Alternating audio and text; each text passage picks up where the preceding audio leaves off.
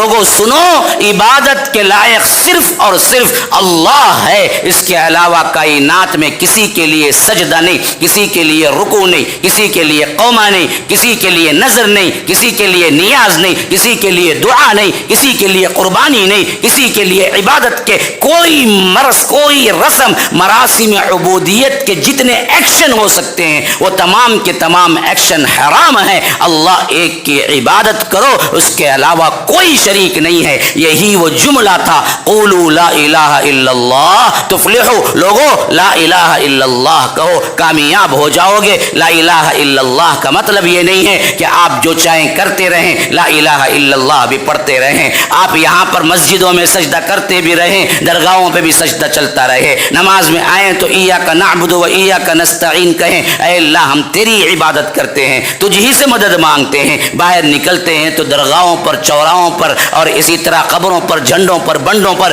بھی آپ کیا ہے، وہاں کا نعبد وہاں کا نستعین کرتے رہیں، یہاں جھکتے رہیں، وہاں سجدے کرتے رہیں، کسی غیر کو پکارتے رہیں۔ یوں کہے کہ ہم دراصل عبد القادر جیلانی کو پکارتے ہیں، ہم غوث اعظم کو پکارتے ہیں، ہم جنید بغدادی کو پکارتے ہیں، ہم فلاں کو پکارتے ہیں۔ یاد رکھو کوئی نہیں ہے، اللہ داتا ہے، اللہ غریب نواز ہے، اللہ گنج نواز ہے، اللہ گنج بخش ہے، خزائن کا مالک رب العالمین ہے۔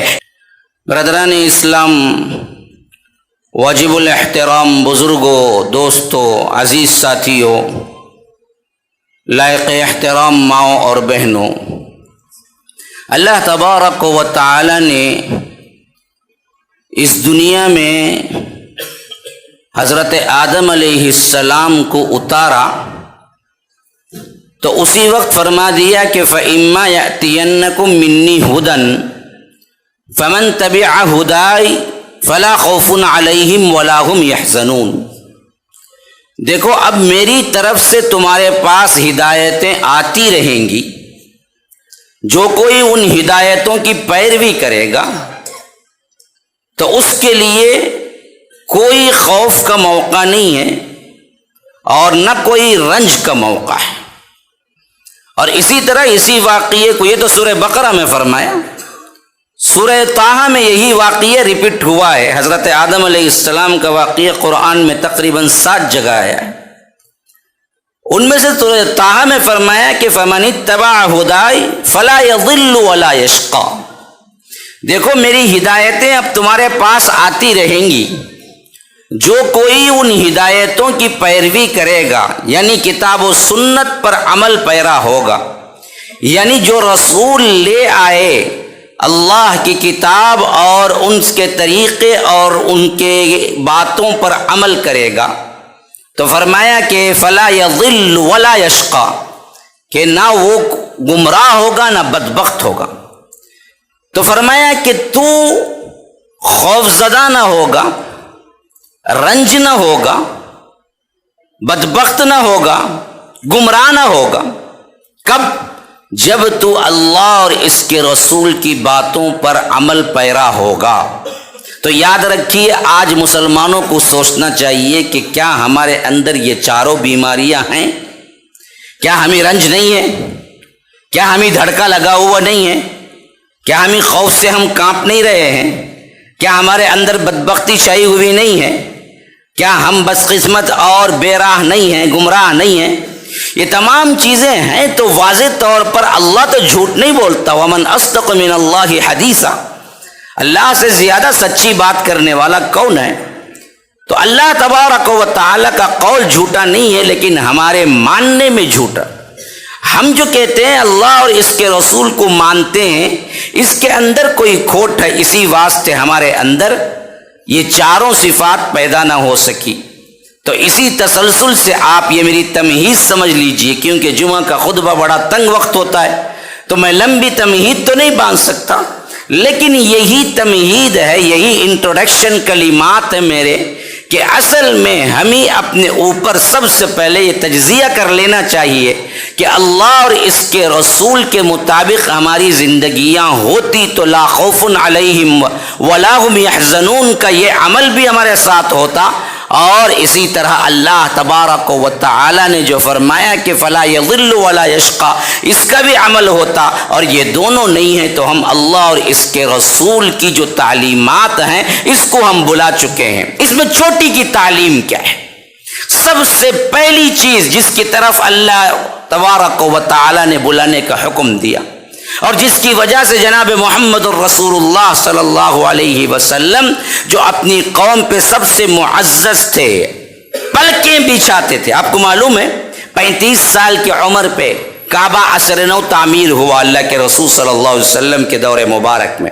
40 سال میں نبوت ملی، 35 سال میں ابھی نبوت نہیں ملی تھی، اور یہ معاملہ ہوا کہ سیلاب اور پانی کی وجہ سے کعبۃ اللہ جو حضرت ابراہیم علیہ السلام نے تعمیر کیا تھا اس کی دیواریں تھوڑی سی بوسیدہ ہو گئی، اور ان لوگوں نے طے کیا کہ اس کو ڈھا کر عصر نو تعمیر کریں گے۔ تو کعبۃ اللہ جب اس کو برابر کر دیے تو حجر اسود جو مقدس ترین جنت سے لایا گیا پتھر ہے، اس کو نصب کرنے فٹ کرنے کے سلسلے میں مشرکین مکہ کے درمیان جھگڑا ہو گیا۔ کوئی کہتا تھا کہ یہ شرف میں کروں گا، کوئی کہتا تھا کہ میں، کوئی دوسرا میں۔ حالانکہ آخر میں یہ طے پایا کہ جو شخص سب سے پہلے صبح حرم میں آئے گا ہم اس کی بات مان لیں گے۔ اتفاق دیکھیے، اللہ کے رسول صلی اللہ علیہ وسلم دوسرے دن حرم میں سب سے پہلے داخل ہونے والے شخص تھے، اور جیسے ہی انہوں نے دیکھا پکار اٹھے، یہ امین ہیں، یہ صادق ہیں، ہم ان کی بات مانتے ہیں۔ گویا کہ نبوت سے پہلے اللہ کے رسول صلی اللہ علیہ وسلم کی زندگی مبارکہ اتنی پاک، صاف اور شفاف تھی کہ پوری قوم اللہ کے رسول صلی اللہ علیہ وسلم کو سچے اور امانت دار کا لقب دے چکی تھی، ان کی باتوں کو ماننے لگے تھے اور اپنی پلکیں بچھاتی تھی۔ لیکن یہی قوم جب اللہ کے رسول صلی اللہ علیہ وسلم نے اس دعوت کو پیش کیا، آپ کو معلوم ہے فرمایا کہ انک لمجنون، آپ تو دیوانے ہیں، ہاں لساحر مجنون، کہیں فرمایا کہ آپ تو جادوگر ہیں۔ طرح طرح کی تکلیفیں دی گئی۔ سوال میرا یہی ہے مسلمانوں، آخر جو قوم میں سب سے زیادہ معتبر تھے، جن کے لیے پلکیں بچھاتے تھے لوگ اور جن کی باتوں کو مانتے تھے، جن کو پہلے ہی لقب صادق اور الامین کا تھا، آخر کیا بات ہوئی کہ نبوت ملنے کے بعد وہی قوم اللہ کے رسول صلی اللہ علیہ وسلم کی جانی دشمن بن گئی، ان کو مارنے اور اذیت دینے کے بہانے تراش کرنے لگی، اور اللہ کے رسول کو کہیں ساحر کہا، کہیں جادوگر کہا، کہیں مجنون کہا، کہیں دیوانہ کہا، کہیں اللہ تبارک و تعالی نے اس کی تردید میں آیتیں اتاری، نون والقلم وما یسطرون ما انت بنعمت ربک بمجنون وان لک لاجرا غیر ممنون وانک لعلی خلق عظیم۔ بدبختو، تمہارے صاحب دیوانے نہیں ہیں، دیوانہ کون ہے وہ تمہیں جلدی معلوم ہو جائے گا۔ لیکن یہ سب کیوں ہوا؟ صرف اتنا ہی نہیں ہوا، اللہ کے رسول صلی اللہ علیہ وسلم نے مکی دور کے اندر اپنے 2 بیٹیوں کا نکاح اپنے ابو لہب کی 2 بیٹوں سے عتبہ اور عتیبہ سے کر دیا تھا۔ اس بدبخت نے اللہ کے رسول صلی اللہ علیہ وسلم کی دونوں بیٹیوں کو اپنے بیٹوں کو کہہ کر طلاق دلوائی۔ حضرت زینب کا حمل گروایا گیا۔ اللہ کے رسول صلی اللہ علیہ وسلم نے مکہ چھوڑا۔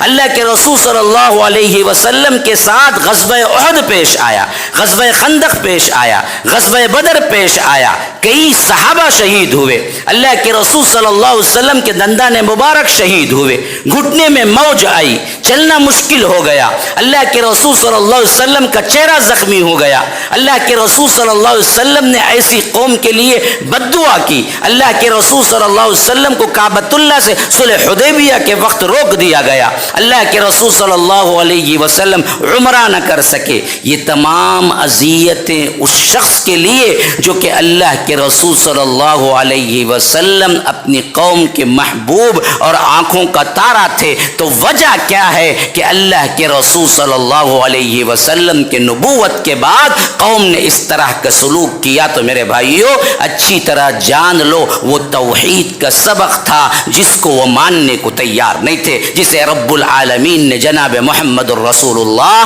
صلی اللہ علیہ وسلم کے ذریعے ڈنکے کی چوٹ پر اعلان کیا کہ لوگوں سنو، عبادت کے لائق صرف اور صرف اللہ ہے، اس کے علاوہ کائنات میں کسی کے لیے سجدہ نہیں، کسی کے لیے رکوع نہیں، کسی کے لیے قوما نہیں، کسی کے لیے نظر نہیں، کسی کے لیے نیاز نہیں، کسی کے لیے دعا نہیں، کسی کے لیے قربانی نہیں، کسی کے لیے عبادت کے کوئی مرض، کوئی رسم مراسم عبودیت کے جتنے ایکشن ہو سکتے ہیں وہ تمام کے تمام ایکشن حرام ہیں۔ اللہ ایک کی عبادت کرو، اس کے علاوہ کوئی شریک نہیں ہے۔ یہی وہ جملہ تھا، قولوا لا الہ الا اللہ تفلحوا، لوگو لا الہ الا اللہ کہو کامیاب ہو جاؤ گے۔ لا الہ الا اللہ کا مطلب یہ نہیں ہے کہ آپ جو چاہیں کرتے رہیں، لا الہ الا اللہ بھی پڑھتے رہیں، آپ یہاں پر مسجدوں میں سجدہ کرتے بھی رہیں، درگاہوں پہ بھی سجدہ چلتا رہے، نماز میں آئیں تو ایاک نعبد و ایاک نستعین کہیں،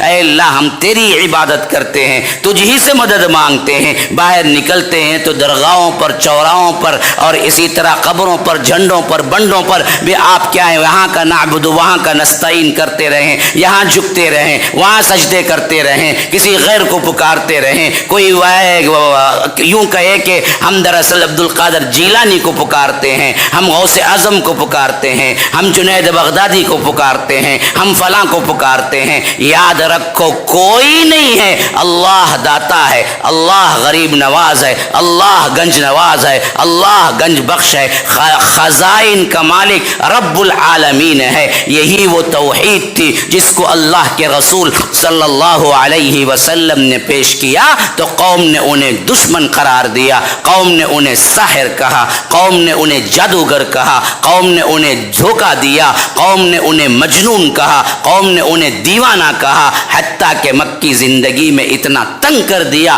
کہ اللہ کے رسول صلی اللہ علیہ وسلم نے مکہ چھوڑ دیا اور جاتے وقت کہا کہ اے مکہ مجھے تجھ سے جدا ہونا پسند نہیں ہے، لیکن یہاں کے لوگ میں کیا کروں کہ مجھے رہنے نہیں دیتے۔ یہ کہہ کے اللہ کے رسول صلی اللہ علیہ وسلم مدینہ گئے تو مدینے نے بھی چین سے زندگی گزارنے کے لیے ان لوگوں نے اپنے معاملات درست نہیں کیے بلکہ آگے بڑھ بڑھ کر حملے کیے۔ 1 ہجری کے بعد سے آپ دیکھتے جائیں، 2 میں غزوہ بدر ہوا، 3 میں غزوہ احد ہوا، 4 میں آپ اسی طرح بنو نذیر کا غزوہ دیکھیں گے، 5 میں غزوہ خندق ہوا، 6 میں صلح حدیبیہ ہوئی، 7 میں خیبر ہوا، 8 میں مکہ فتح ہوا۔ یہ 8 سال لگاتار جنگوں میں گزرے۔ تو یہ تمام احوال ہم سیرت میں پڑھتے ہیں تو کیوں؟ اسی واسطے کہ اللہ ایک ہے، اللہ ایک ہے، اللہ ایک ہے، اللہ ایک ہی کی عبادت کرنی چاہیے۔ یہی وہ 2 جملے تھے جس کی وجہ سے تمام لوگ اللہ کے رسول صلی اللہ علیہ وسلم کے دشمن بن گئے۔ اللہ ایک ہے، یہ ماننے میں کسی کو تکلیف نہیں ہے۔ اصل مسئلہ قوموں کا کیا تھا؟ اللہ ایک کی عبادت نہیں کرتے تھے۔ توحید کا یہ مطلب نہیں ہے کہ اللہ ایک ہے، توحید کا مطلب یہ ہے کہ اللہ ایک کی عبادت کرو۔ کسی نبی نے اللہ ایک ہے کی دعوت دینے کے لیے نہیں آئے تھے۔ ہر نبی جب آئے اپنی قوم میں فرمایا کہ دیکھو اللہ ایک کو تو پہلے مانتے ہو تم، لیکن اللہ ایک کی عبادت کرو جس کے بغیر اللہ کے ہاں کوئی عمل قابل قبول نہیں۔ آپ دیکھ لیجئے، لقد ارسلنا نوحا الى قومه فقال یا قوم اعبدوا اللہ ما لکم من الہ غیرہ۔ ہم نے حضرت نوح کو ان کی قوم کی طرف بھیجا، انہوں نے کہا کہ اے میری قوم کے لوگوں ایک اللہ کی عبادت کرو۔ یہ نہیں کہا کہ اللہ کو مانو، اللہ کو مانتے تھے۔ اب حیران ہوں گے مشرکین مکہ ہم سے زیادہ اللہ کو مانتے تھے، حج بھی کرتے تھے، عمرہ بھی کرتے تھے، اللہ کو پکارتے بھی تھے، بسمک اللہم لکھتے بھی تھے، اور اللہ تبارک و تعالیٰ سے دعائیں بھی ہوتی تھی، اللہ کے بارے میں جانتے بھی تھے۔ آپ کو میں بتاؤں گا ابھی اگر وقت ملے تو کیسے عقیدے کے ساتھ مشرکین مکہ اللہ کو مانتے تھے۔ ماننا توحید نہیں ہے۔ توحید کیا ہے؟ اصل ماننا نہیں ہے، اس کی صرف اور صرف عبادت کرنا اور عبادت میں کسی کو شریک نہ کرنا۔ اسی لیے فرمایا کہ لقد ارسلنا نوحا الی قومہ فقال یا قوم اعبدوا اللہ، اے میری قوم کے لوگوں اللہ ایک کی عبادت کرو۔ وَإِلَىٰ عَادٍ أَخَاهُمْ هُودًا، حضرت ہود علیہ السلام کی طرف حضرت ہود علیہ السلام عاد کی طرف بھیجے گئے، انہوں نے کیا کہا؟ فقال یا قوم اعبدوا اللہ، اے میری قوم کے لوگوں اللہ ایک کی عبادت کرو، اللہ کو مانو نہیں۔ وَإِلَىٰ ثَمُودَ أَخَاهُمْ صَالِحًا، صالح علیہ السلام حضرت صالح علیہ السلام سمود کی طرف بھیجے گئے، انہوں نے کیا کہا؟ فقال یا قوم اعبدوا اللہ، دیکھو اے میری قوم کے لوگوں اللہ ایک کی عبادت کرو۔ اصل توحید کیا ہے، توحید کی اہمیت اور اس کی تقاضے آپ کو میں بتانے سے پہلے آپ لوگ جان لینا چاہیے کہ توحید کیا ہے۔ توحید اللہ ایک کو ماننے کا نام نہیں ہے، یہ سب تو ہم مسلمان مانتے ہیں، لا الہ الا اللہ کا کلمہ کون نہیں پڑھتا ہے۔ مقصود کیا ہے؟ مقصود یہ ہے کہ اللہ ایک کی عبادت نہیں کرتے۔ سجدہ یہاں بھی جھنڈے کے لیے بھی سلامی دیتے ہیں، ہاں کہیں بنڈا ہے تو اس کے لیے بھی جھکتے ہیں، کہیں قبر ہے تو وہاں پر بھی سجدہ ہے، کہیں درگاہیں ہیں تو وہاں پر بھی نظر و نیاز ہے، کہاں پر آپ کو لگے کہ یہاں پر ولی اللہ ہیں تو لگے آپ وہاں پر شروع کر دیتے ہیں اپنے وہ تمام چیزیں جو رب العالمین کے لیے خاص ہیں، عبادتیں۔ تو اصل مسئلہ کیا ہے؟ اللہ ایک کی عبادت کرنا، اللہ ایک کو ماننا نہیں۔ اب آئیے اصل توحید کی اس شق کو سمجھنے کے بعد ہم آگے بڑھتے ہیں اہمیت کے اعتبار سے۔ اللہ کے رسول صلی اللہ علیہ وسلم نے جو تعلیم دی اس کا سب سے اہم ترین مغز میں بیان کر دیتا ہوں۔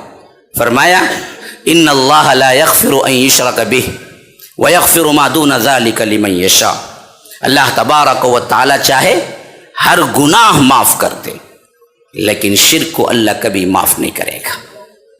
ہاں یہ ایک گناہ اللہ کبھی معاف نہیں کرے گا، باقی جو چاہے معاف کر سکتا ہے، کتنا بڑا گنہگار کیوں نہ ہو، چاہا تو اللہ بغیر عذاب کے اسے جنت بھیج سکتا ہے اگر وہ توحید پر مرا ہو، لا الہ الا اللہ کہا ہو اور اسی پر اپنی زندگی بتایا ہو۔ اگر نہیں اس کے علاوہ پوری زندگی سجدے میں سر رکھ کے گزارا ہو لیکن اس کے اندر توحید نہیں ہے تو یاد رکھو فإن اللہ حرم انہ من یشرک باللہ فقد حرم اللہ علیہ الجنہ ومأواہ النار، کہ جو کوئی شرک کرتا ہے اللہ تبارک و تعالی اس کے لیے پوری جنت کو حرام کر دیتا ہے۔ اب اس تناظر میں آپ 3 واقعات ذہن میں رکھ لیجئے۔ شرک کیا ہے؟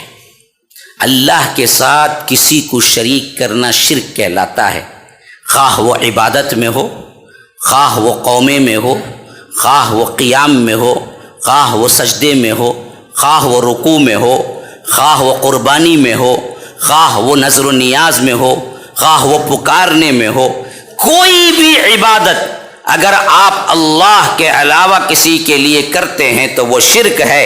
اور آگے کا کوئی شخص ولی ہو، نبی ہو، لکڑی ہو، پتھر ہو، حجر ہو، شجر ہو، کائنات میں جو کچھ بھی ہو وہ تمام کے تمام اگر سامنے ہوں تو اللہ تبارک و تعالیٰ کے ہاں قابل قبول نہیں ہے، وہ شرک ہے۔ وَاعْبُدُوا اللَّهَ وَلَا تُشْرِكُوا بِهِ شَيْئًا، کہ اللہ ایک کی عبادت کرو، اس کے سوا کسی کو شریک نہ کرو، خواہ وہ نبی ہی کیوں نہ ہو، آپ ان کو شریک نہیں کر سکتے۔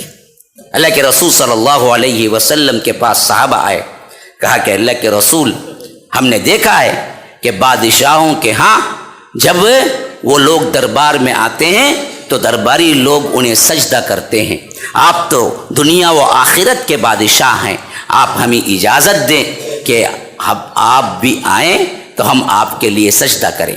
اللہ کے رسول صلی اللہ علیہ وسلم نے فرمایا کہ نہیں، اگر میری شریعت میں کسی کے لیے سجدہ جائز ہوتا، یہ نوٹ کر لیجئے یہ بات کو، اگر میری شریعت میں کسی کے لیے سجدہ جائز ہوتا تو بیوی کو حکم ہوتا کہ وہ شوہر کے لیے سجدہ کرے، لیکن اس کے لیے بھی جائز نہیں۔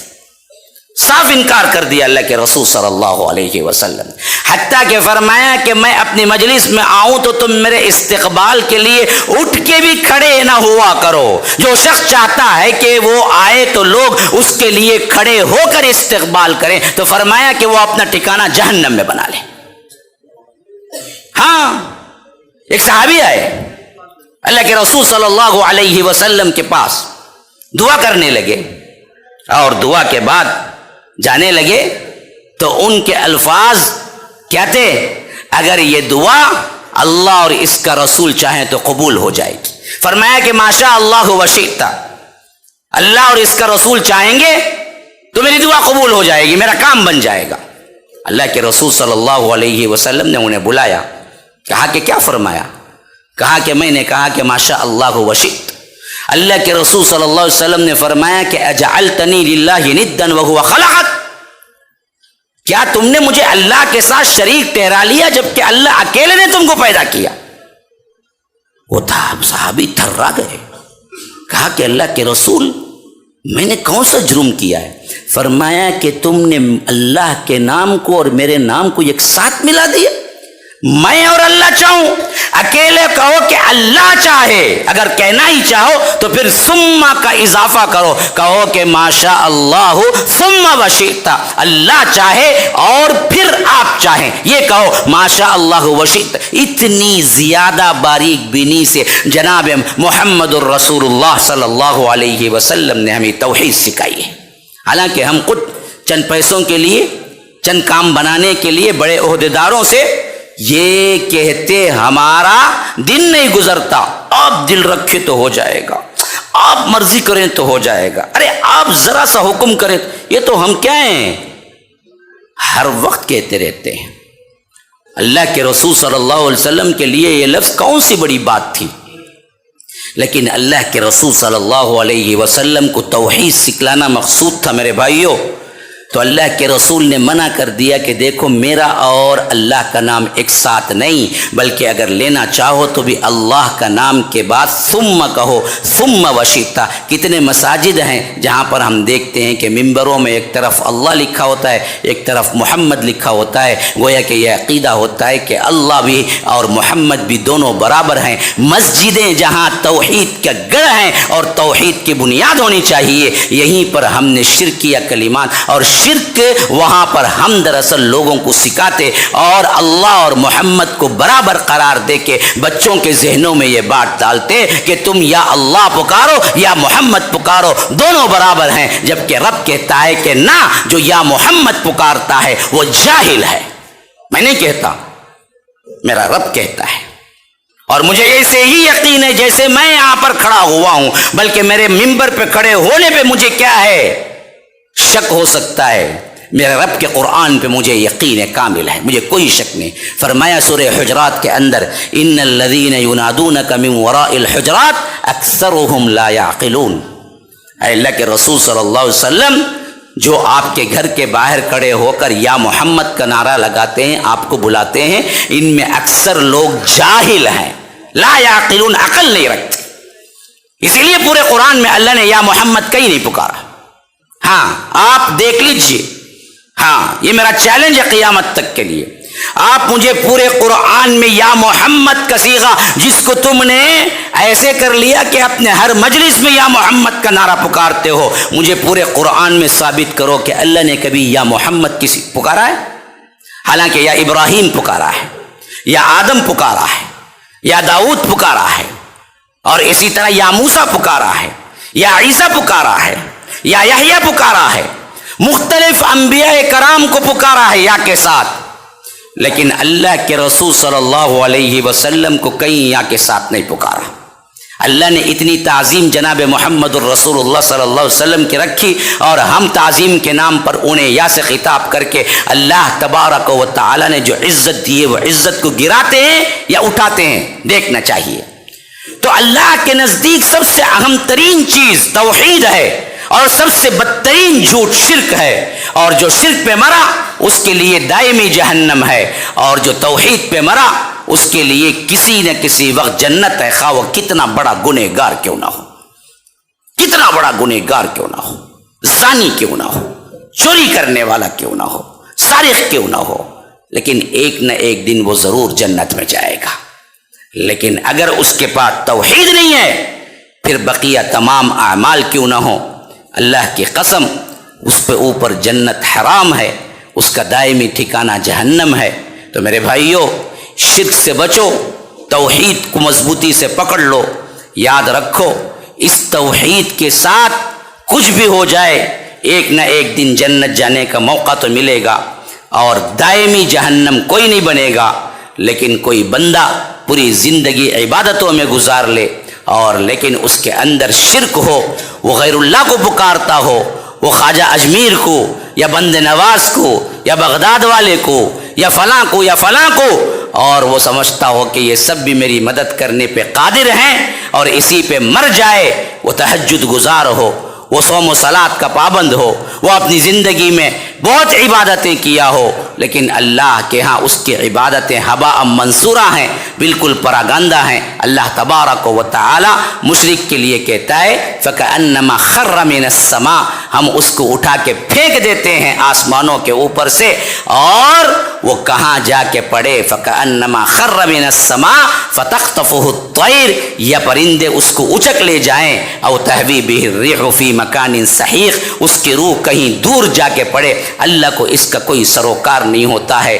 جب روحیں اوپر چڑھتی ہیں، جب ملک الموت روح نکالتے ہیں، وہ اللہ کے ساتھ کسی غیر اللہ کو بھی پکارا ہو، شرک کیا ہو، تو اللہ تبارک و تعالی نے فرمایا لا تفتح لهم ابواب السماء، آسمان کے دروازے اس کے لیے کھولے نہیں جاتے ہیں، ولا يدخلون الجنہ، اور وہ جنت میں داخل نہیں ہوتا ہے، حتی یلج الجمل فی سم الخیاط، یہاں تک کہ سوئی کے ناکے میں اون داخل ہو جائے۔ یعنی فرمایا کہ سوئی کے ناکے میں اونٹ کا داخل ہونا جیسے ناممکن ہے۔ سوئی کا ناکا جو تاگا ڈالتے ہیں نا جی، کتنا بڑا ہوتا ہے، کیا اس کے اندر سے ہاتھی چلے جائے گا؟ نہیں نا۔ تو فرمایا کہ سوئی کے ناکے میں جیسے اونٹ داخل ہونا ناممکن ہے، بالکل اسی طرح کوئی مشرک جنت میں داخل ہونا ناممکن ہے۔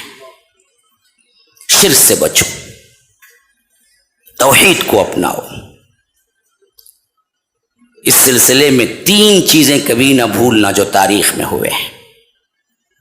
سب سے پہلا واقعہ ہے حضرت نوح علیہ السلام کے بیٹے کا۔ اللہ تبارک و تعالی فرماتا ہے حتی اذا جاء امرنا وفارت النور قل نحمل فيها من كل زوجين اثنين واهلك الا من سبق عليه القول ومن آمن وما آمن معه الا قلیل۔ اللہ تبارک و تعالی نے جب دنیا میں سب سے پہلے شرک آیا تو حضرت نوح علیہ السلام کو رسول بنا کے بھیجا، اور آپ کو پتہ ہے حضرت نوح نے 950 سال تب تبلیغ کی ہے، توحید کی طرف بلایا ہے۔ کتنے سال؟ 950، 50 کم ہزار سال۔ لقد ارسلنا نوحا الى قومه فلبث فيهم الف سنة الا 50 عاما، 50 کم ہزار سال حضرت نوح کو ہم نے بھیجا، اور وہ انی دعوت قومی لیلا ونہارا فلم یزدہم دعائی الا فرارا، کہ وہ اللہ کی طرف بلاتے رہے کہ لوگوں شرک سے بچو، لیکن یہ نہیں بچے۔ اچھا، ایک بات یہاں پر بہت ٹویسٹ کرتے ہیں لوگ، یہ بات بھی جان لیجیے، وہ یہ کہ بھائی یہ بتوں کی پوجا ہے، بھائی شرک ہم جو پکارتے ہیں نا وہ اللہ کے ولیوں کو پکارتے ہیں۔ کیا بت اور ولی دونوں برابر ہو سکتے ہیں کیا؟ یہ اللہ کے نیک بندے ہیں جن کو اللہ نے پاور دے رکھا ہے، ہم ان کو پکارتے ہیں۔ یہ جو اللہ تبارک و تعالی نے انبیاء کرام کو بھیجا، یہ لوگ اصل میں بتوں کو پکارتے تھے۔ آج اس کا بھی ازالہ میں کر دیتا ہوں اسی جمعہ کے خطبے میں، تاکہ کوئی آگے چل کر گمراہ نہ کر سکے۔ جن بتوں کو پکارنے کا آپ نعرہ لگاتے ہیں، حضرت نوح علیہ السلام جب آئے اپنی قوم کے اندر، اس وقت کوئی بت کا معاملہ نہیں تھا، آپ اچھی طرح سمجھ جائیے۔ اللہ تبارک و تعالی نے حضرت آدم کے بیٹوں میں توحید رکھی، اور حضرت آدم کو بھی توحید کے ساتھ بھیجا۔ اچھا، کتنے سال؟ حضرت ابن عباس بخاری کی روایت کے اندر یہ تشریح کرتے ہیں کان الناس امتاً واحدہ، پوری امت ایک توحید پر تھی۔ کتنے سال؟ 10 قرون کلہم علی الاسلام. ہاں، پورے کے پورے 10 صدیاں. ایک صدی 100 سال کی بھی ہے، یا اور بھی ایک نسل پوری جتنی ہے وہ بھی لے سکتے ہیں. میرے کیف آپ 100 سال ہی رکھ لیجیے. 10 صدیاں کا مطلب ہے 1000 سال پوری امت صرف توحید پہ تھی. کوئی شرک نہیں، کوئی درگاہ نہیں، کوئی غیر اللہ نہیں، کوئی بنج نواز نہیں، کوئی پنجتن پاک نہیں، کوئی دراصل کیا نہیں ہے دوسرا کو پکارنے والا نہیں، اور کوئی بغداد والا بھی نہیں، کوئی کیا ہے اجمیر والا بھی نہیں. اچھا، پھر کیا ہوا؟ لوگوں کے اندر شرک پیدا ہوا. کیسے پیدا ہوا؟ بت کے ذریعے سے؟ نہ. حضرت آدم علیہ السلام کے بعد نبوت اللہ نے حضرت شیس کو دی، جو حضرت آدم کے بیٹے ہیں. ان کا نام قرآن میں نہیں آیا ہے، روایتوں میں آیا ہے. اچھا، حضرت شیس کے بیٹوں میں یہ نام ہے کون کون؟ ود، سواع، یغوث، یعوق، نصر، جو قرآن کے اندر سورہ نوح میں آیا ہے. یہ 5 پنجتن پاک اس وقت بھی تھے. آج بولتے نا پنجا. یہ 5 بت اس وقت بھی تھے، جن کے نام کیا تھے؟ ود، سواع، یغوث، یعوق، نصر، جس کو رب العالمین کہتا ہے جب حضرت نوح علیہ السلام نے دعوت دی تو قوم کے لوگوں نے کہا وَقَالُوا لَا تَذَرُنَّ آلِهَتَكُمْ وَلَا تَذَرُنَّ وَدًّا وَلَا سُوَاعًا وَلَا يَغُوثَ وَيَعُوقَ وَنَسْرَ، کہ ہم ضرور اپنے معبودوں کو نہیں چھوڑیں گے، ود کو نہیں چھوڑیں گے، سوا کو نہیں چھوڑیں گے، یغوث کو نہیں چھوڑیں گے، یعوق کو نہیں چھوڑیں گے، نصر کو نہیں چھوڑیں گے. اچھا، یہ 5 لوگ کون ہیں؟ کیا یہ بت ہیں؟ یہی غلط فہمی ہے میرے بھائیو. اچھی طرح کان کھول کے سن لو. حضرت ابن عباس کی تفسیر ہے، کہتے ہیں کہ یہ 5 لوگ حضرت آدم کے پڑ پوتے تھے، حضرت شیس کے بیٹوں کے بیٹے تھے، بڑے اللہ والے تھے اور بہت عبادت گزار تھے. قوم ان کو بہت مانتی تھی. جب یہ 5 لوگ وفات پا گئے تو شیطان نے دلوں کے اندر یہ وسوسہ ڈالا کہ یہ تمہارے بزرگ لوگ ہیں، تم اصل میں دیکھے ہو لیکن تمہارے آنے والی نسلیں نہیں دیکھی ہیں. تو اس واسطے وہ لوگ جہاں واعظ و نصیحت کرتے تھے ان کی جگہوں پہ کوئی پتھر نصب کر دو تاکہ لوگوں کو معلوم ہو تمہارے بڑے لوگ یہاں بیٹھ کے واعظ و نصیحت کرتے تھے. تو ان لوگوں نے مان لیا. تفسیر ابن کثیر کے اندر یہ روایت موجود ہے جو میں کہہ رہا ہوں. اچھا، وہ نسل بھی مر گئی. اگلی نسل آئی تو شیطان نے ان کے دلوں میں ڈالا کہ دیکھو تمہارے جو آبا و اجداد جہاں پر پتھر نصب کیے تھے، جہاں ولی اللہ بیٹھا کرتے تھے، اگر تم مر گئے تو ان کو دیکھنے والے کوئی نہیں ہوں گے. تو اس واسطے ان کی یاد میں تم پتھر نہیں بلکہ پتھر کے ساتھ ساتھ تصویر بھی رکھو تاکہ لوگ بھول نہ جائیں. تو ان لوگوں نے تصویریں رکھ دی اور تب بھی عبادت شروع نہیں ہوئی، وہ نسل بھی مر گئی. اگلی نسل آئی تب شیطان نے ان کے دلوں میں ڈالا دیکھو تمہارے آبا و اجداد تو تصویر رکھے ہوئے تھے اور یہاں پر بیٹھا کرتے تھے، وہ لوگ جانتے تھے ان کے ادب احترام کو، لیکن آگے آنے والی نسل دراصل نہیں جانتی ہوگی. اس واسطے تم ان کی پوجا پاٹ شروع کر دو تاکہ اللہ تم سے راضی ہو جائے. تو تیسری نسل والوں نے ان مجسموں کے پاس بیٹھ کے پوجا شروع کر دی. تو یہاں سے ہی شرک کی ابتدا ہوئی، حالانکہ وہ پورے کے پورے اللہ کے ولی تھے. خود حضرت ابن عباس کی روایت ہے کہ هذه اسماء رجال صالحین من قوم نوح، ود، سواع، یغوث، یعوق، نصر، یہ 5 بت اصل میں حضرت نوح علیہ السلام کے صالح ترین بندوں کے نام ہیں. جیسے ہمارے ہاں عبد القادر جیلانی ہیں، کالے شاہ ولی ہیں، حسنین کریمین ہیں، علی اجویری ہیں، فلاں ہیں جن کو ہم سمجھتے ہیں کہ یہ اللہ کے مقرب ہیں. اسی طرح وہ لوگ بھی جب پہلے سب سے پہلے انہوں نے شرک کیا، یہی سمجھے کہ یہ اللہ کے مقرب بندے ہیں، یہ ہماری بات اللہ تک پہنچا کے چھوڑیں گے، اس واسطے ہم ان کو پکارنے لگے. وہ کوئی پتھر کے بت نہیں تھے، وہ بھی صالح لوگ تھے جو اپنی زندگی اللہ کی اطاعت میں گزارے، ان کو اصل میں اہمیت اور فضیلت دینے کے اعتبار سے ہی شرک شروع ہوا میرے بھائیوں۔ اللہ نے انہی کو کہا کہ توڑو ان کو اور ایک اللہ کو پکارو، تو قوم نے نہیں مانا۔ 950 سال کی تبلیغ میں کتنے لوگ آئے؟ 80 لوگ اسلام قبول کیا۔ جب اللہ تبارک و تعالی کے حکم سے حضرت نوح کشتی بنانے لگے تو اللہ نے کہہ دیا کہ اب آخری پوائنٹ ہے کہ حتی اذا جاء امرنا وفارت التنور۔ دیکھو، ایک جگہ چولہا ہے، تنور ہے، وہاں سے پانی نکلے گا تو سمجھ لینا میرا عذاب شروع ہو گیا ہے۔ تو تم کیا کرنا؟ قل نحمل فیہا من کل زوجین اثنین واہلک، زمین پر رہنے والے تمام جانوروں کی ایک ایک جوڑی اٹھا کے کشتی کے اندر رکھ لینا، اور جتنے لوگ مسلمان ہوئے ان کو بھی چڑھا لینا۔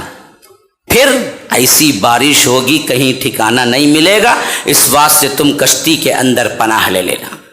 تو جیسے ہی وہ تنور سے نکلا پانی تو حضرت نوح نے کیا کیا کہ تمام اہل ایمان کے ساتھ کشتی کے اندر داخل ہو گئے۔ کل 80 لوگ ہی تھے، لیکن دنیا کے ہر قسم جو آج باقی ہے، چرند پرند درندے جو کچھ بھی ہیں، وہ سب کے سب ایک ایک جوڑی حضرت نوح نے اٹھا لیا، کشتی کے اندر داخل ہو گئے۔ وہی جو باقی تھے تو آج باقی ہیں، جو اس میں مرغب گئے مرغب گئے، یاد رکھو۔ تو اللہ کہتا ہے کہ قل نحمل فیہا من کل زوجین اثنین واہلک الا من سبق علیہ القول ومن آمن وما آمن معہ الا قلیل۔ اس وقت حضرت نوح علیہ السلام کے کشتی میں داخل ہونے والے لوگ بہت کم تھے۔ توحید کے علم بردار ہمیشہ کم ہوں گے، فکر کی ضرورت نہیں ہے۔ بعض لوگ بولتے کہاں بھائی ہی تم لگا، 1% بھی نہیں، ہمیں دیکھو جی کہاں دیکھو ہی، تو تب کیا ہے، ہمیں حق پہ، کثرت حق پہ دلالت نہیں کرتی، یاد رکھو۔ ہمیشہ کم لوگ ہی توحید پر قائم رہے ہیں۔ 80 لوگ، 950 سال کی دعوت، صرف 80۔ اس لیے اللہ کہتا ہے وما آمن معہ الا قلیل، نہیں ایمان لائے مگر صرف چند لوگ۔ اچھا کیا ہوا؟ کشتی میں سوار ہو گئے۔ اب کشتی میں سوار ہوتے ہی حضرت نوح علیہ السلام نے دعا پڑھ لی، وقال ارکبوا فیہا بسم اللہ مجریہا و مرساہا، اے اللہ ہم نے تیرے نام کے ساتھ ہی سواری کی ہے، اب اس کا چلنا اور اس کا ٹہرنا تیرے نام کے ساتھ ہے۔ اب ادھر ہوا کیا؟ اللہ نے آسمان کو حکم دیا برس جا، زمین کو حکم دیا کہ پھٹ جا، دونوں طرف سے پانی۔ وفجرنا الارض عیونا فالتقى الماء على امر قد قدر، اوپر سے بھی پانی نیچے سے بھی پانی، حتیٰ کہ اوپر والا پانی نیچے والا پانی دونوں مل گیا، اس حد تک پانی۔ اللہ کہتا ہے وہی تجری بہم فی موج کالجبال، اتنا پانی کہ اس میں سے ایک ایک موج اٹھتی تھی تو ایسے معلوم ہوتا تھا گویا کہ کیا ہے، پہاڑ ہے۔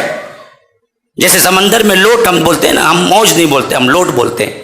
سمندر میں موجیں اٹھتی ہیں تو جیسی بڑی بڑی موجیں ہوتی ہیں، ویسے نارمل پانی میں سے موجیں اٹھتی تھی تو بڑی بڑی موجیں، ایسے لگتا تھا گویا کہ ایک پہاڑ ہے جو پانی کا اٹھا ہے۔ وہی تجری بہم فی موج کالجبال۔ ایسی حالت میں کیا ہوتا ہے، آخری سین دیکھ لو جو اللہ تعالیٰ بتانا چاہتا ہے۔ وَنَادَى نُوحٌ ابْنَهُ، ان کا اپنا بیٹا مشرک تھا، ایمان نہیں لایا تھا، نوح کا بیٹا۔ ایسے وقت میں حضرت نوح دیکھتے ہیں کہ بیٹا کشتی سے باہر کھڑا ہوا ہے تو وہ پکارتے ہیں وَنَادَى نُوحٌ ابْنَهُ، اے میرے بیٹے آجا، چڑھ جا، میرے ساتھ آجا، ایمان قبول کر لے، آج تجھے بچانے والا کوئی نہیں ہے۔ وَكَانَ فِي مَعْزِلٍ يَا بُنَيَّ ارْكَب مَعَنَا وَلَا تَكُن مَعَ الْكَافِرِينَ، مشرکوں کے ساتھ، کافروں کے ساتھ نہ ہو جائے۔ لیکن شرک ایک ایسی بری نحوست ہے میرے بھائیوں، جب ذہنوں میں بیٹھ جاتا ہے تو پھر ہدایت جاتی رہتی ہے، عقل جاتی رہتی ہے، پاگل ہو جاتا ہے۔ آپ کتنا بھی قرآن حدیث بتاؤ نا، وہ بولتا کہ نہیں بھائی میرے بڑے جو بولے ہیں نا جی میں وچ کروں گا جی۔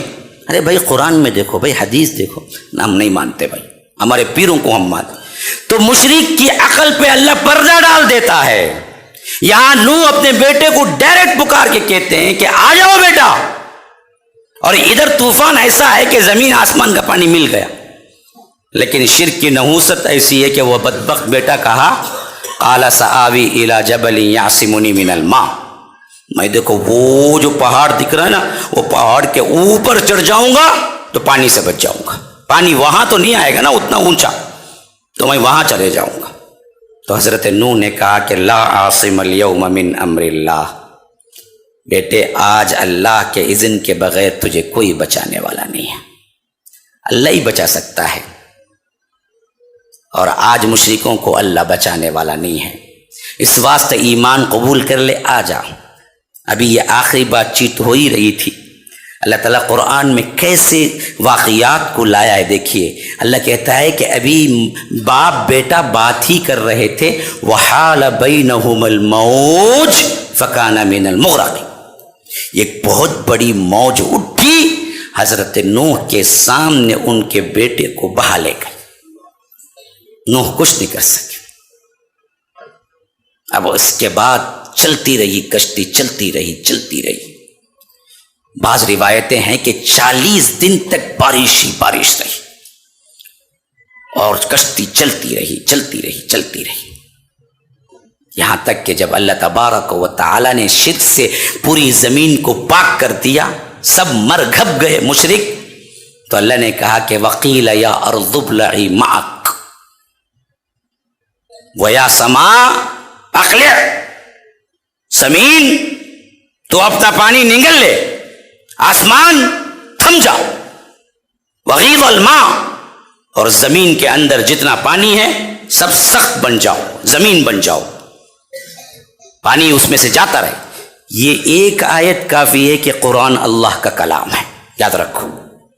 ہاں, کئی مستشرقین, کئی انگریز مؤرخین, کئی بڑے بڑے سیاستدان, کئی عقل و ذہن کے بڑے بڑے لوگ اس ایک آیت کا ترجمہ پڑھ کے اسلام قبول کر لیا. پتہ ہے آپ کو, ہم اصل میں پڑھتے نہیں, ہم کو پتہ ہی نہیں ہے اس کے اندر کیا ذوق ہے, کیا علم ہے. صرف خالق ہی جس نے پیدا کیا ہو آسمان و زمین کو, آسمان و زمین کو ایسا آرڈر دے سکتا ہے, ورنہ کوئی نہیں دے سکتا جو اللہ نے یہاں پر آرڈر دیا ہے. قیل یا ارض ابلعی معک ویا سماء اقلع وغیض الماء وقضی الامر. اس کے اندر دیکھیے جو حاکمیت ہے, جو رب کا حکم ہے, وہ صرف وہی دے سکتا ہے جو اس کو بنایا ہو. فرمایا کہ آسمان رک جا, زمین جتنا پانی ہے نگل لے, اور زمین کے درمیان جو پانی ہے وہ سخت ہو جا. اور اللہ تبارک و تعالی نے فرمایا وغیض الماء وقضی الامر, فیصلہ چکا دیا گیا. واستوت علی الجودی, جودی کے پہاڑ پر کشتی ٹک گئی, مسئلہ ختم, سب دور ہو گئے. وقیل بعدا للقوم الظالمین, ظالم قوموں سے کہہ دیا گیا کہ دور ہو جاؤ. اب جیسے ہی حضرت نوح کشتی سے نیچے اترے, اپنے بیٹے کو دیکھا تھا اپنے آنکھوں سے ڈوبتے ہوئے, انہوں نے پکار لگائی, یا رب, اے اللہ, یہ کیسا ہے کہ میرا بیٹا میرے آنکھوں کے سامنے ڈوب گیا. ہاں, حالانکہ تو نے مجھے بتایا تھا کہ تو مجھے رسوا نہیں کرے گا. وَأَنْتَ أَحْكَمُ الْحَاكِمِينَ, تو سب حاکموں کا بڑا حاکم ہے. ہاں, إِنَّهُ لَيْسَ مِنْ أَهْلِكَ, اللہ نے فرمایا کہ نوح تمہارا بیٹا نہیں ہے. مسئلہ ختم. مشرک مومن کا وارث نے مومن, مشرک کا وارث نے مسئلہ ختم. انہوں نے کہا اللہ میرا بیٹا میرے آنکھوں کے سامنے ڈوب گیا, اللہ تو نے بچایا نہیں, تو احکم الحاکمین.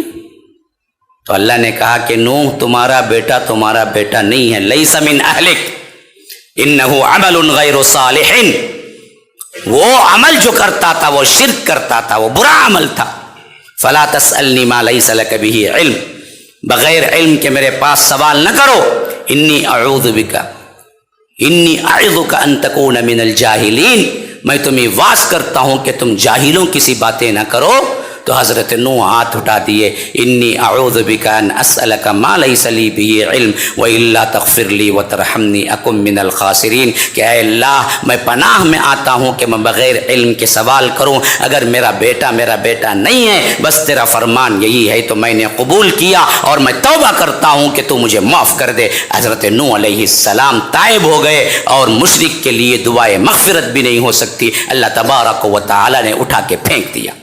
تو حضرت نوح شرک کی وجہ سے اپنے بیٹے کو نہیں بچا سکے, حضرت ابراہیم شرک کی وجہ سے اپنے باپ کو نہیں بچا سکے, جناب محمد الرسول اللہ صلی اللہ علیہ وسلم شرک کی وجہ سے حضرت ابو طالب کو نہیں بچا سکے. یہ دو واقعات میرے اوپر پینڈنگ ہیں, وقت اجازت نہیں دیتا, ورنہ میں تفصیل سے بیان کرتا کہ یہ دو واقعات بھی کیسے ہوئے, لیکن شاید شام میں وقت مل جائے یا میرے دورے میں کہیں وقت مل جائے تو میں آپ کے سامنے بیان کروں گا, کیونکہ جمعہ کا وقت بڑا تنگ ہوتا ہے. لیکن یاد رکھو, ایک بات ہمیشہ یاد رکھیے کہ شرک ایک ایسی نحوست ہے, ایک ایسی بلا ہے, ایک ایسا گناہ ہے, ایک ایسی معصیت ہے, اگر اس کے ساتھ آپ کو نسبت نوح کے بیٹے کی مل جائے, آپ کو نسبت حضرت ابراہیم کے باپ جیسی مل جائے, اور آپ کو نسبت جناب محمد الرسول اللہ کے چچا جیسی مل جائے, تب بھی جنت میں داخل نہیں ہو سکتا. تو پھر ہما شما کا کیا اعتبار ہے, ہمارا کیا معاملہ ہے؟ اس واسطے مسلمانوں ایک اللہ کی عبادت کرو, اس کے علاوہ کسی کے سامنے نہ جھکو, اس کے علاوہ اسی کے سامنے رکوع نہیں, کسی کے سامنے سجدہ نہیں, کسی کے سامنے قیام نہیں, کسی کے سامنے نظر نہیں, کسی کے سامنے نیاز نہیں, کسی کے لیے پکارنا نہیں, اللہ ایک کی توحید پہ رہو. پھر تو یاد رکھو تمام تر گناہ ہیں لیکن شرک نہیں ہے تو آپ جنت جائیں گے. ایک مثال کے ذریعے ذہن میں رکھ لو, دیکھو ریاضی کا ایک اصول ہے, سائنس حساب کا ایک اصول ہے, میتھمیٹکس کا ایک اصول ہے. آپ ایک لگا لیں پہلے اور اس کو ضرب لگاتے جائیں, 1 into 1 1, 10 into 1 10, 100 into 1 100, 1000 into 1 1000, 10,000 into 1 10,000, lakhs into 1 lakhs, 10 lakhs into 1 10 lakhs, 1 crore into 1 crore. یہ 1 کیا ہے پتہ ہے؟ یہی توحید ہے. یہ توحید اگر ہوگی نا جی, ایک نماز بھی آپ کے 70 نمازوں کے برابر ہو جائے گی, ایک نفل بھی آپ کے 70 نفلوں کے برابر ہو جائے گی, ایک نیکی بھی آپ کو 1 کروڑ نیکیوں کے برابر ہو جائے گی. لیکن سامنے 1 ہونا ہے, توحید ہونا ہے, تو ایک ایک عمل بڑھتا چلا جائے گا. 1 کروڑ into 1 کروڑ ہو جائے گا. لیکن یہ توحید کو نیچے گرا دیں, یہاں 0 ڈال دیں, 0 ڈال دیں, پھر اس کے بعد آپ ملٹیپلیکیشن کرتے جائیں, 0 into 10 0, 0 into 100 0, 0 into 1000 0, 0 into 10,000 0, 0 into lakh 0, 0 into 10 lakh 0, 0 into 10 crore 0. یہ 0 ہی شرک ہے. اگر آپ ادھر 0 اور ادھر 10 کروڑ آپ عبادتیں بھی کریں تو وہ 0 کے 0 ہی ہے. اللہ کے ہاں کوئی قابل قبول نہیں. یہ ایک توحید ہے تو پھر ہر چیز بڑھتی چلی جاتی ہے. اگر آپ یہاں سے اس کو نکال دیں توحید کو اور ادھر شرک آ جائے 0, پھر آپ نمازیں پڑھتے رہیں, روزے رکھتے رہیں, عبادتیں کرتے رہیں, سخاوتیں کرتے رہیں, جو کچھ بھی کریں, لیکن سب کا سب 0 ہو کے رہ جائے گا. اللہ کہے گا کہ میرے پاس کوئی عمل قابل قبول نہیں اور اسے اٹھا کے جہنم میں پھینک دو. اللہ یہ حفاظت کرنے والا ہے. ھذا وباللہ التوفیق وصلی اللہ وسلم علی نبینا محمد. اسأل اللہ لی ولکم ولسائر المسلمین من کل ذنب فاستغفروه انه هو الغفور الرحیم.